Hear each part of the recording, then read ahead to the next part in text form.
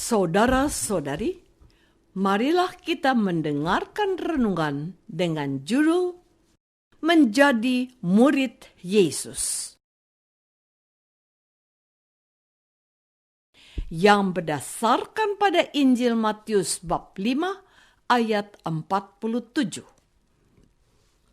Dan apabila kamu hanya memberi salam kepada saudara-saudaramu saja, apakah lebihnya dari perbuatan orang lain? Bukankah orang yang tidak mengenal Allah pun berbuat demikian? Dalam nama Bapa dan Putra dan Roh Kudus.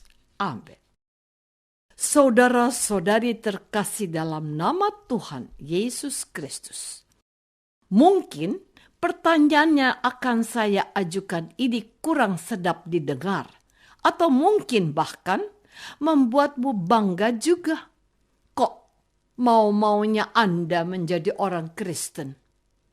Bukankah menjadi orang Kristen itu susah? Tidak punya banyak teman di lingkungan pergaulan umum. Bahkan kita sering disebut orang aneh karena kita dikatakan menyembah patung. Konsekuensinya, logisnya, kita lalu mengambil jarak dengan orang-orang yang bersikap tidak simpati kepada kita. Apakah itu salah? Saya tidak mengatakan itu sebagai sesuatu yang salah, melainkan sebaliknya, kita tetap tenang dan mulai introspeksi diri. Firman hari ini bisa membantu kita.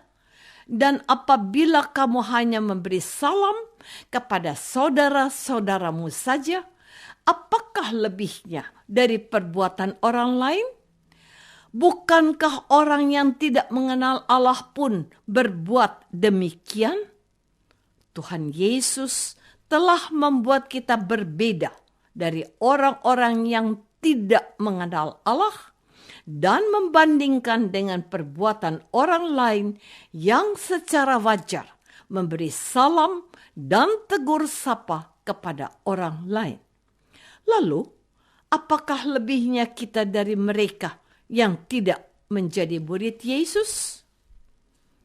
Saudara-saudari terkasih, awalan dari pertanyaan refleksi yang dikutip hari ini adalah sabda Tuhan Yesus sebelumnya. Kamu telah mendengar firman, kasihilah sesamamu manusia dan bencilah musuhmu. Tetapi aku berkata kepadamu, kasihilah musuhmu dan berdoalah bagi mereka yang menganiaya kamu. Dasar dari permintaan Yesus ini adalah tindakan ilahi Allah yang mengasihi siapapun, tidak peduli apakah dia orang baik atau orang jahat, orang benar atau orang tidak benar. Mereka diperlakukan sama. Menikmati sejuknya hujan dan hangatnya sinar matahari pun mereka rasakan. Sama-sama mereka itu mengalami kasih Allah. Allah tidak lagi membedakan orang yang satu dari orang yang lain dari perbuatannya. Allah menerima mereka apa adanya dan memberikan hak-hak mereka, terutama kasih dari kebapaannya. Maka disimpulkan oleh Tuhan Yesus, apabila kamu mengasihi orang yang mengasihi kamu, apakah upahmu? Bukankah pemungut cukai juga berbuat demikian? Pemungut cukai adalah kelompok orang dimasukkan dalam kelompok pendosa. Mereka mengasihi orang-orang yang menerima mereka. Apa lebihnya orang Kristen dari seorang pemungut cukai serta pelacur yang dikasihinya? Saudara-saudari terkasih, di akhir perikop ini Tuhan Yesus menegaskan begini, "Karena itu, haruslah kamu sempurna, sama seperti Bapamu yang di surga adalah sempurna." Orang Kristen dituntut menjadi pribadi-pribadi yang sempurna. Sempurna bukan karena memberi salam kepada orang-orang tertentu saja. Sempurna bukan karena mengasihi mereka yang juga mengasihinya. Bukan. Melainkan harus mengasihi bahkan orang yang memusuhi kita, yang membenci kita, yang menganiaya kita.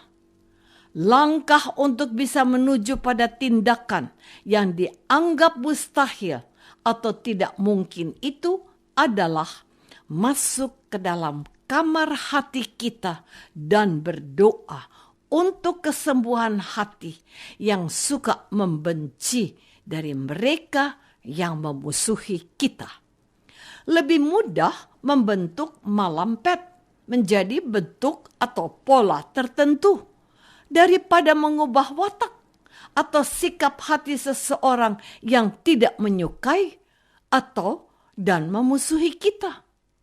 Menghadapi orang-orang yang sejak awal memang tidak simpati kepada kita, ingin menyerang kita, atau memang mau menjauhkan kita dari pergaulan normal, senjata yang paling ampuh adalah mendoakan mereka. Ketika kita mendoakan orang itu, Tuhan yang mengubah hati dan tabiatnya. Sebab hanya Tuhan yang sanggup membuat seorang musuh yang bernama Saulus dan membenci murid-murid Tuhan menjadi rasul agung dan membela mati-matian kepentingan-kepentingan Tuhan Yesus dan para pengikutnya. Hanya Tuhan yang bisa mengubah karakter membenci seorang Saulus melalui tangan Ananias. Saulus yang beringas dijadikan alat dalam tangannya, sehingga menjadi Paulus yang sangat mencintainya, dan jemaat-jemaat kepada mereka Paulus menulis surat-surat pastoralnya. Saudara-saudari terkasih, inilah tujuan hidup seorang Kristen yang oleh dokumen Konsili Vatikan II Lumen Gentium disebutkan, haruslah kamu sempurna sama seperti Bapamu yang di surga adalah sempurna. Menjadi sempurna itu berarti menjadi seperti Bapa. Mungkin engkau akan bertanya kepada Tuhan seperti Filipus, "Tunjukkanlah Bapa kepada kami." Dan Tuhan Yesus menegaskan kembali, "Barang siapa melihat aku, ia sudah melihat Bapa." Jadi, tujuan yang ingin dicapai oleh seorang Kristen itu ada tepat dalam diri Yesus. Tuhan Yesus itulah yang diwartakan para rasul, sebagaimana dapat kita temukan dalam Perjanjian Baru, terutama keempat Injil suci.